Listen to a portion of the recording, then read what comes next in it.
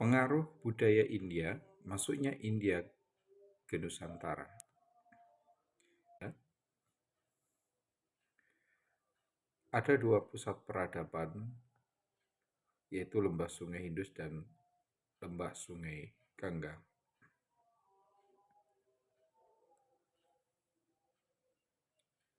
Jadi dua lembah sungai ini menjadi pusat peradaban saat itu. Lembah Sungai Indus, pusat kebudayaan tertua di India. Adapun pendukungnya adalah bangsa Dravida, yaitu suku bangsa asli India. Adapun dengan ciri-ciri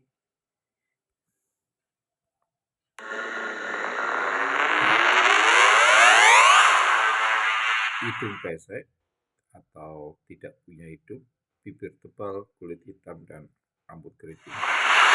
Adapun hasil peradabannya adalah reruntuhan kota Mohenjo-daro dan Harappa yang ditemukan oleh Sir John Marshall, seorang arkeolog Inggris tahun 1922. Merupakan tipikal kota modern. Mengapa modern? Karena Mohenjo-daro sendiri itu perencanaan tata kota sangat teratur sekali. Jalan-jalan lurus dan teratur, saluran air atau sanitasi untuk irigasi dan pertanian, memiliki tembok yang juga berfungsi sebagai benteng, serta memiliki tempat pemandian umum. Tiap rumah memiliki sumur dan kamar mandi.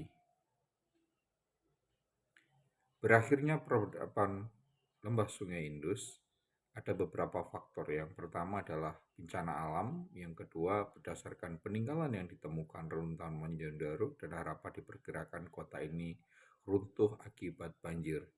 Namun dengan ditemukannya sisa kerangka yang berserakan, timbul pergerakan yang lain, runtuh karena penyerbuan bangsa lain. Siapakah lantas bangsa yang menaklukkan masyarakat Lembah Sungai Indus?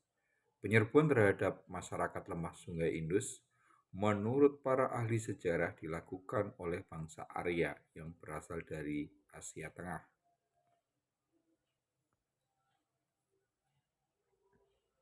Peninggalan budaya masyarakat Lembah Sungai Indus. Peninggalan budaya terutama kesenian antara lain senian bangunan, pembuatan perhiasan, pakaian, patung, materai, tanah liat. Kepercayaan masyarakat Lembah Sungai Indus adalah politeisme dengan memuja dewa, hewan, dan tumbuhan. Teknologi masyarakat Lembah Sungai Indus sudah mengenal tata bangunan, alat rumah tangga, tulisan yang berbentuk gambar, tanaman yang ditanam berupa gandum dan kapas, saluran irigasi, dan lain sebagainya. Ini adalah bukti adanya migrasi yang dilakukan oleh bangsa Arya ke lembah Sungai Gangga saat itu. Lembah Sungai Gangga terletak antara pegunungan Himalaya, pegunungan Widya Ketna. Adapun pendukungnya adalah bangsa Arya. Mereka datang dari daerah Kaukasus yang menyebar ke arah timur. Bangsa Arya memasuki wilayah India di tahun 2000 sampai 1500 sebelum Masehi melalui celah Khyber di pegunungan Himalaya. Hasil peradaban Lembah Sungai Gangga merupakan percampuran antara kebudayaan bangsa Arya dengan kebudayaan bangsa Dravida. Kita tahu bahwa peradaban di Sungai Indus tadi diporak-porandakan oleh kedatangan suku bangsa Arya dari wilayah luar. Kebudayaan ini lebih dikenal dengan kebudayaan Hindu. Daerah yang diduduki oleh bangsa Arya sering disebut sebagai Arya Vatar atau Hindustan. Adapun hasil peradabannya lahir agama Hindu dan agama Buddha. Agama Hindu tumbuh bersama dengan kedatangan bangsa Arya ke Mohenjo-daro dan Harappa. Bangsa Dravida disebut juga Anasah yang berarti berhidung pesek dan dasa yang berarti dada yang berarti raksasa. Bangsa Arya sendiri termasuk ras Indo-Jerman. Agama Hindu merupakan percampuran antara kebudayaan dan kepercayaan bangsa Arya dan bangsa Dravida. Arya memiliki kepercayaan untuk memuja banyak dewa. Ada perpaduan antara budaya Arya dan Dravida yang disebut kebudayaan Hindu. Istilah Hindu diperoleh dari nama daerah asal penyebaran agama Hindu, yaitu Sungai Indus.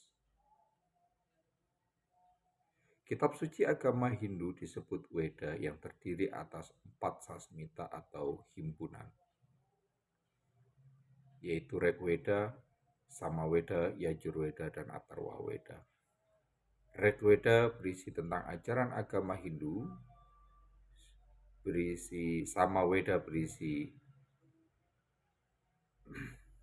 nyanyian-nyanyian atau syair.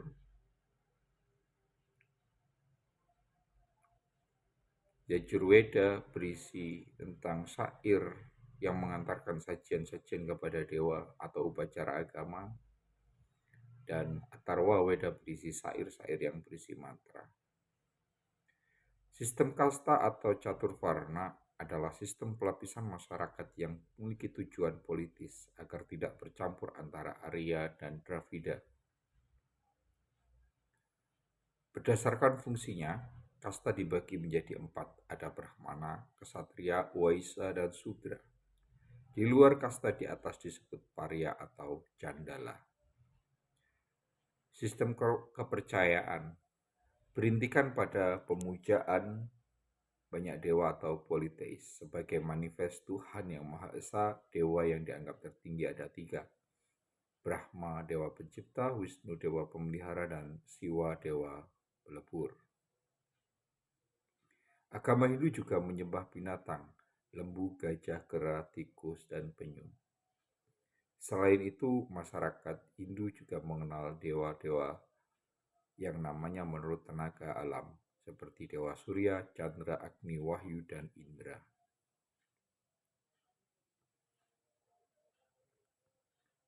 Inilah tempat suci agama Hindu, yaitu tepatnya ada di Benares, tempat bersemayamnya Dewa Siwa, dan Sungai Gangga yang airnya dapat mensucikan dosa. Agama Buddha awalnya bukan agama, tetapi suatu ajaran yang bertujuan membebaskan manusia dari lingkaran samsara, penderitaan, dan mencapai moksa. Agama ini tumbuh di India, tepatnya di bagian timur laut. Agama Buddha muncul dengan diperkenalkan oleh Siddhartha. Adanya dominasi golongan Brahmana atas ajaran dan ritual keagamaan dalam masyarakat India, adanya sistem kasta dalam agama Hindu, inilah yang menjadi latar belakang munculnya agama Buddha. Adapun kitab suci agama Buddha, yaitu dibukukan dalam kitab Tripitaka dari bahasa Sanskerta, artinya 3, dan Pitaka artinya keranjang. Winaya Pitaka, Sutranta Pitaka, dan Abhidharma Pitaka. Aliran di dalam ajaran agama Buddha yaitu ada aliran Hinayana, biksu berhak mencapai nirwana dengan tujuan akhir hidup mencapai nirwana, Buddha dipuja sebagai dewa. Aliran Mahayana, di mana seluruh umat Buddha bisa mencapai nirwana, tujuan akhir hidup menjadi Buddha, calon Buddha sudah dipuja. Ini adalah bukti-bukti peninggalannya, di mana bukti peninggalan ini berupa Taman Lumbini di Kapilawastu sebagai tempat kelahiran Siddhartha. Sementara itu masa kecil Siddhartha dilewatkan di daerah Kapilawastu tersebut. Bodh Gaya sebagai tempat Siddhartha menerima penerangan agung. Benares adalah Taman Rusa sebagai tempat Siddhartha pertama kali mengajarkan agamanya. Kusinagara merupakan tempat wafat Siddhartha. Acara Buddha Perlunggu ditemukan pada 1921 di desa Segedeng, tepi Sungai Karama Utara, Mamuju, Sulawesi Barat. Arca sejenis juga ditemukan di Jember, Jawa Timur, dan arca-arca yang lainnya. Teori masuknya pengaruh budaya India, budaya Hindu dan budaya Hinduisasi ke Indonesia ada 4 teori, yaitu teori Brahmana, teori Waisa, teori Ksatria, dan teori arus balik. Dengan teori itu, maka lahirlah yang namanya kerajaan pada masa Hindu-Buddha di Indonesia. Di antaranya adalah Kutai, Tarumanegara, Sriwijaya, Mataram Kuno, Hindu, Singhasari, dan Majapahit. Kali ini kita belajar itu dulu. Pada pertemuan selanjutnya kita akan membahas kerajaan-kerajaan Hindu-Buddha yang ada di Indonesia. Terima kasih.